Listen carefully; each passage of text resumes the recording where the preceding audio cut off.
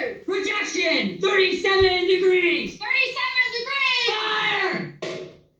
It hit, sir. We got the tripod on one of them. They stopped. The other trying to pair it.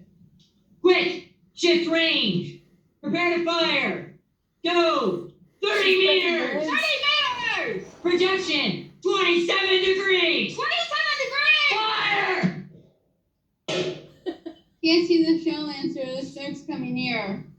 What is it? A black smoke, sir, moving this way, lying close to the ground, it's moving fast. Quick, put on gas masks!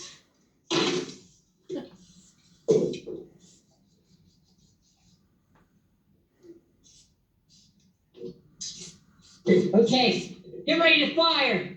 Shift range, 24 meters. 24 meters! Projection, 24 degrees. 24 degrees! Fire!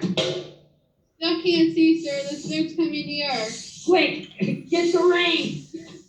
23 meters. 23 meters. 23 meters! 22 degrees. 22 degrees.